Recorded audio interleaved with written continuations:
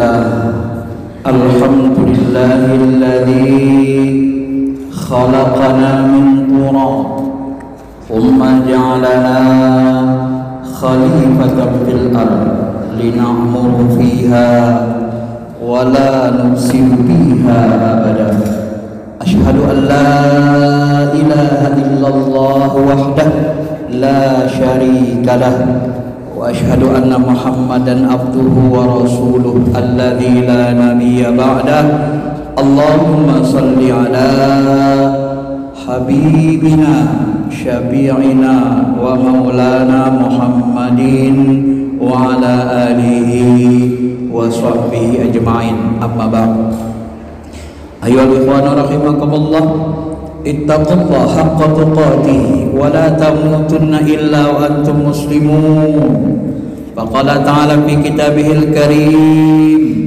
أعوذ بالله من الشيطان الرجيم بسم الله الرحمن الرحيم وأعدوا لهم ما استطعتم من قوة ومن رباط الخيل ترهبون به عدو الله وعدوكم وآخرين من دونهم لا تعلمونهم الله يعلمهم وما تنفقوا من شيء في سبيل الله يوفى إليكم وأنتم لا تظلمون صدق الله العظيم.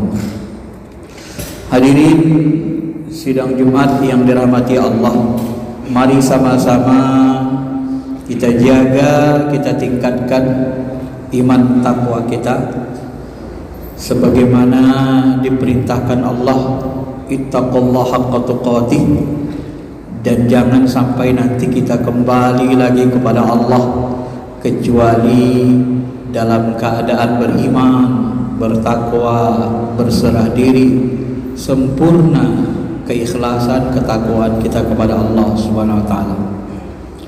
Karena bagaimanapun kehidupan kita ini semuanya akan kita akhiri dengan kematian, dan setelah kematian tak ada lagi yang berharga, yang bernilai di sisi Allah kecuali hanya keimanan, ma'rifat kita, ketakwaan, amal soleh kita, keikhlasan dan kesucian qalb dan hati kita.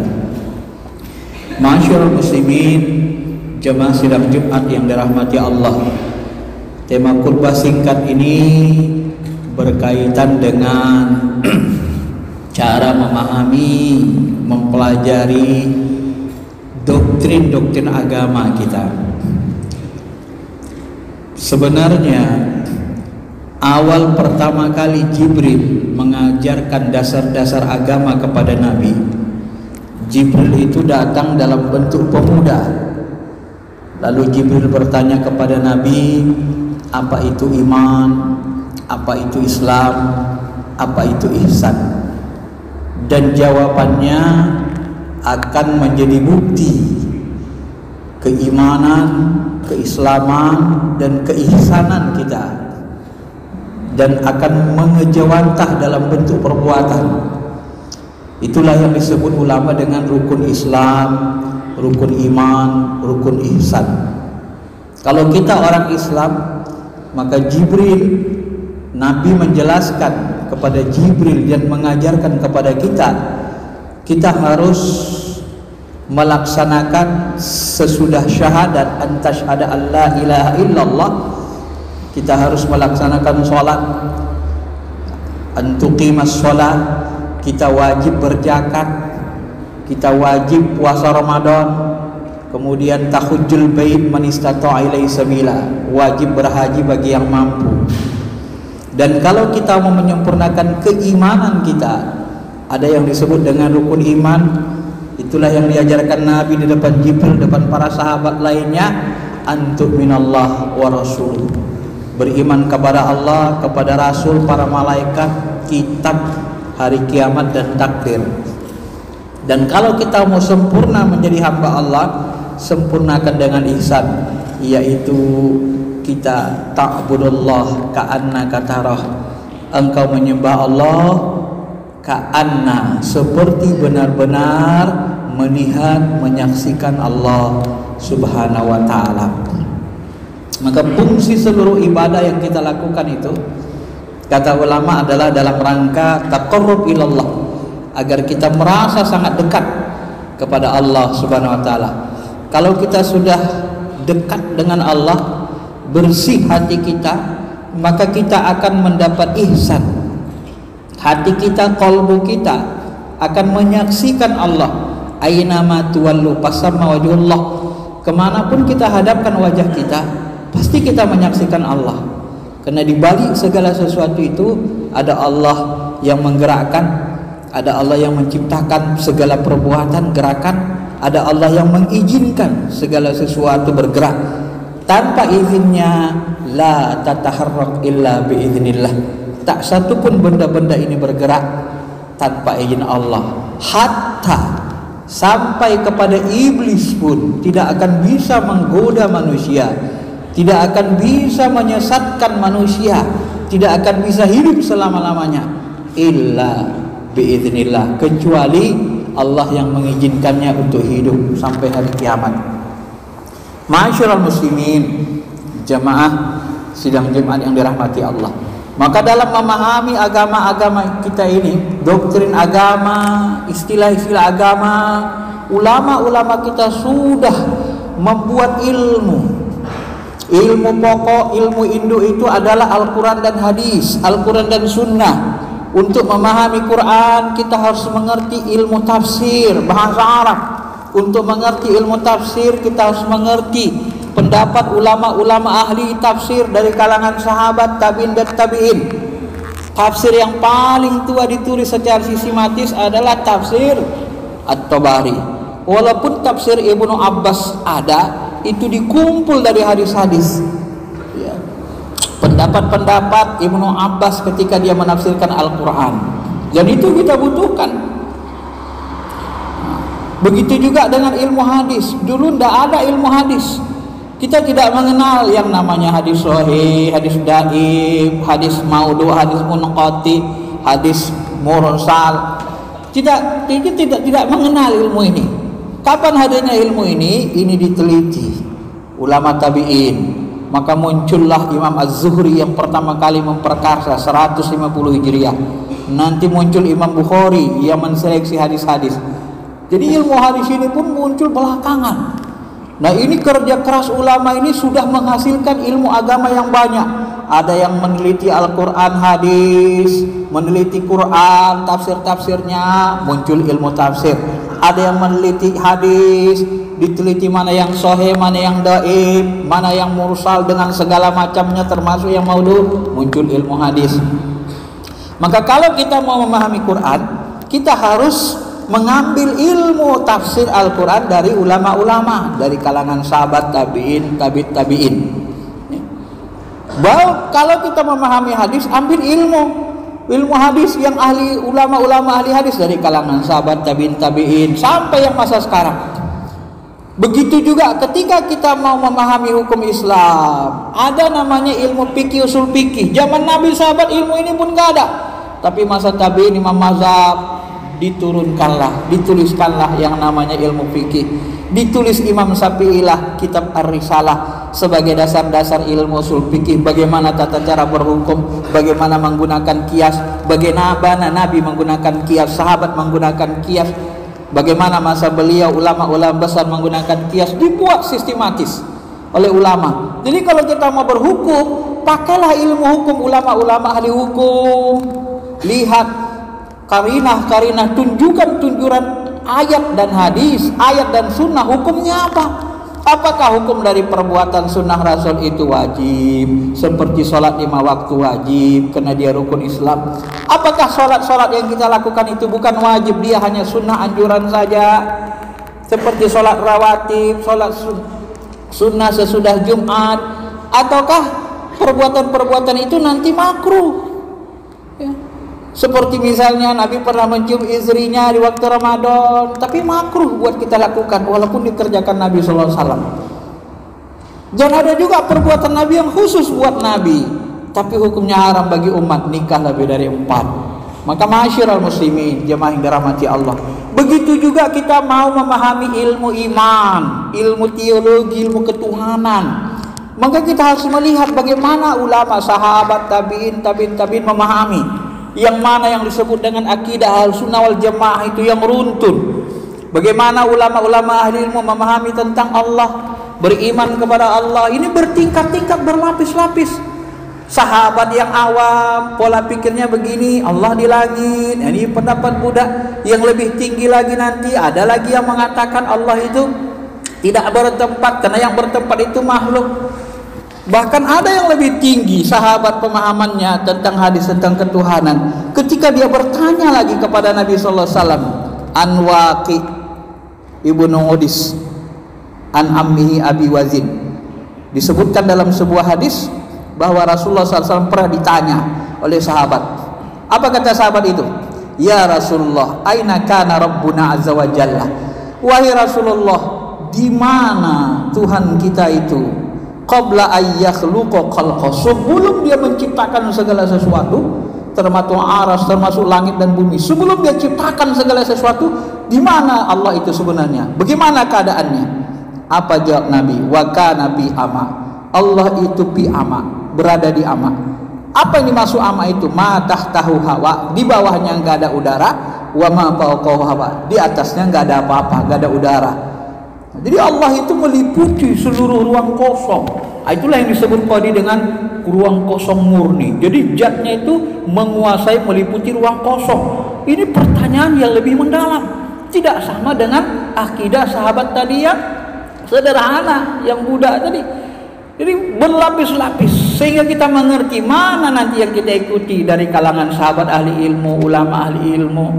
Jadi harus memahami ilmu agama ini sesuai dengan konteks ilmunya, sesuai dengan ketinggian ilmunya. Imam Ali ketika ditanya, "Hai Ali, di manakah Allah? Apakah aras itu tempat tinggal Allah?" Dia katakan, "Tidak. Aras itu bukan tempat zatnya. Aras itu adalah makhluk yang paling besar yang disebut Allah untuk menunjukkan kemahabesarannya." Berbeda-beda nanti ulama-ulama sahabat ini memahaminya. Jadi dari perbedaan-perbedaan ini kita bisa menyimpulkan yang mana yang dipilih ulama ahli ilmu yang kita ikuti dari kalangan sahabat, tabi'in. Ya. Karena sahabat ini pun ada yang lemah akalnya, ada yang sederhana, ada yang ahli ilmu. Tidak sama kualitas mereka dalam memahami sunnah Rasul, dalam memahami ayat-ayat Allah. Ada sahabat yang tidak mau mentakwil. Kenapa? Takut salah. Sebab kalau mau mentakwil dia nanti, Allah katakan dia takut salah. Wa ma ya'lamu ta'wilahu illallah, yang tahu takwilnya itu hanya Allah. Jadi sahabat itu tidak mau mentakwil. Ada sahabat yang memang ahli takwil. Ibnu Abbas, Allahumma faqihhu fid din wa 'allimhu ta'wilih. Ya Allah, jadikan Ibnu Abbas ini faqih, paham agama, dan jadikan dia orang yang ahli takwil.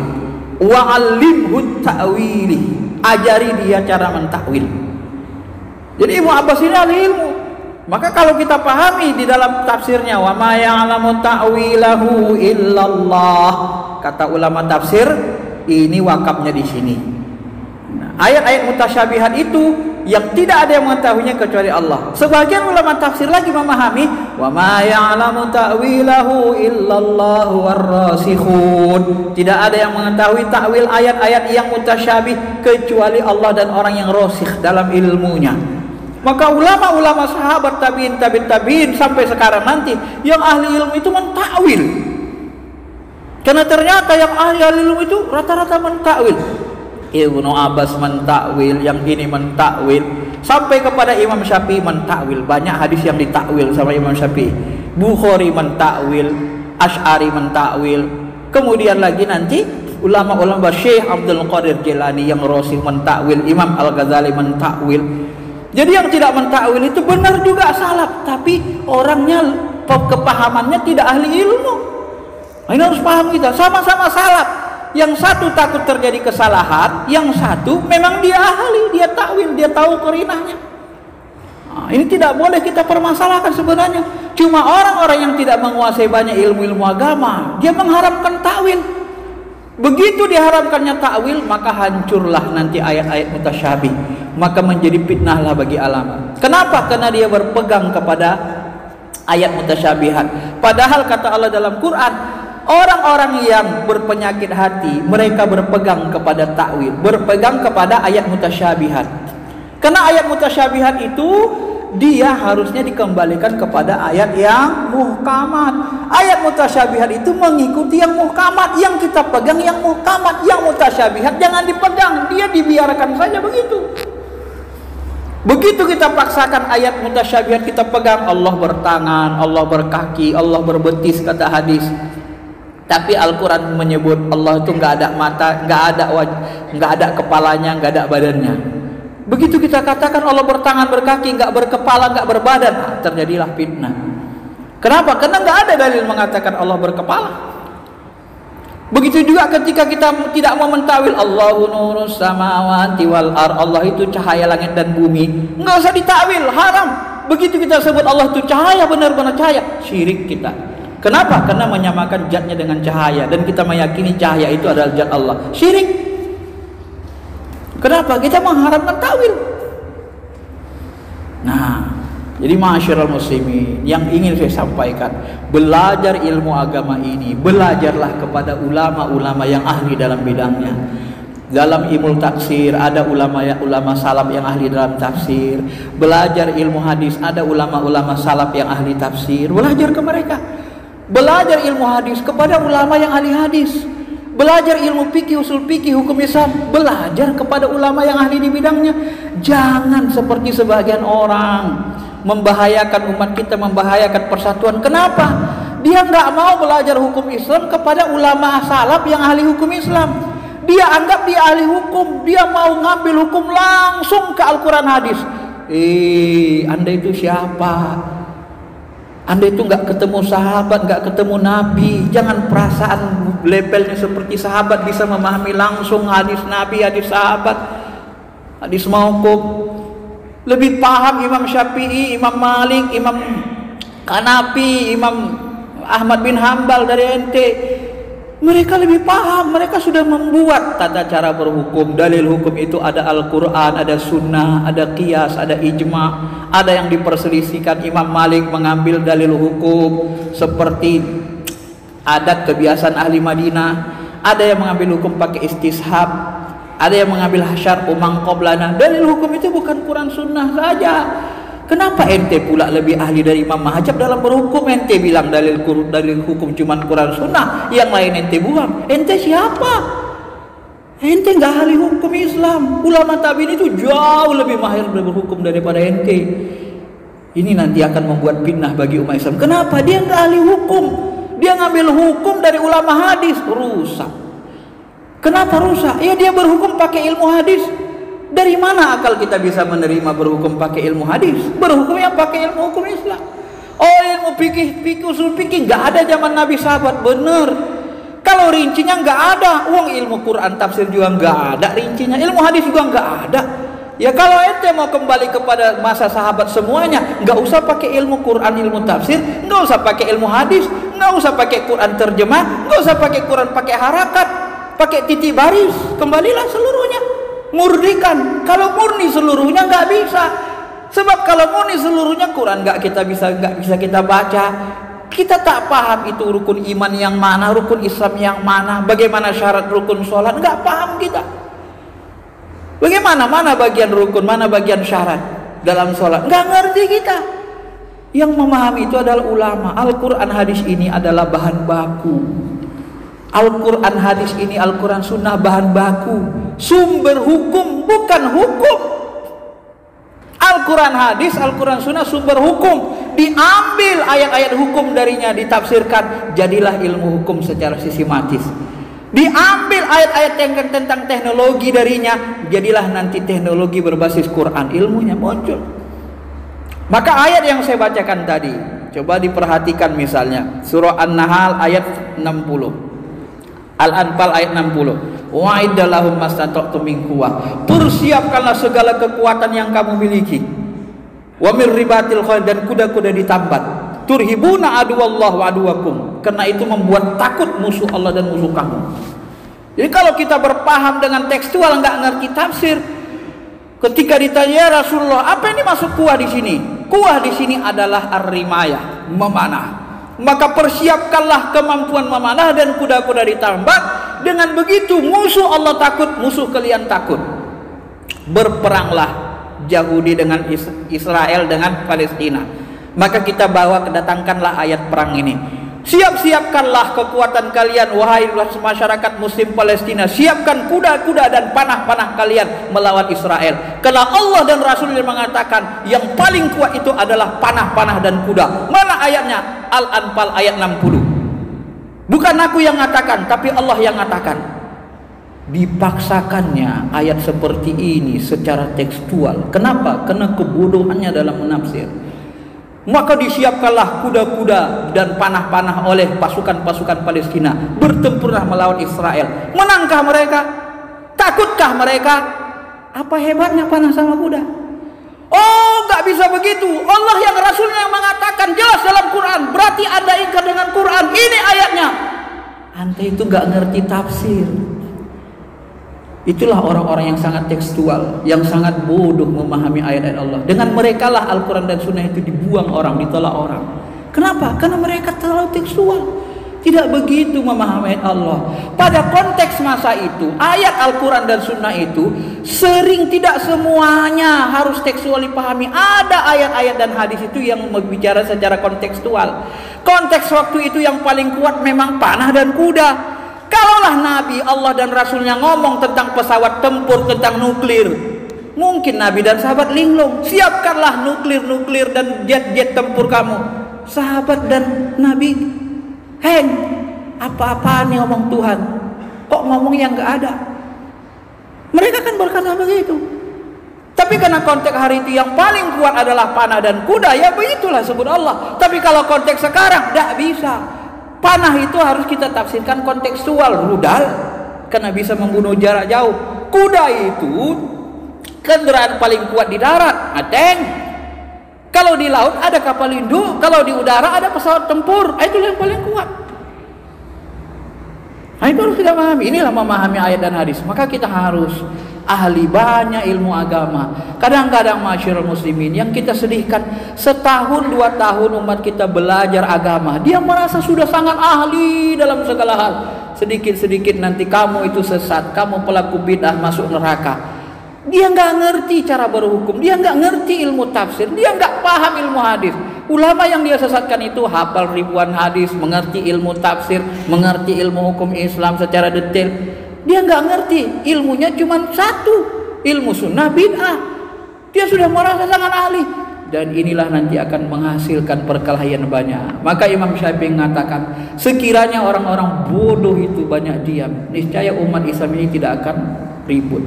Kalau bahasa Nabi, idza wusidal amru ila ghairi ahli fantajri sa'ah. Apabila sesuatu diserahkan kepada bukan ahlinya, tunggu, kalian akan chaos, kalian akan hancur. Maksudnya apa?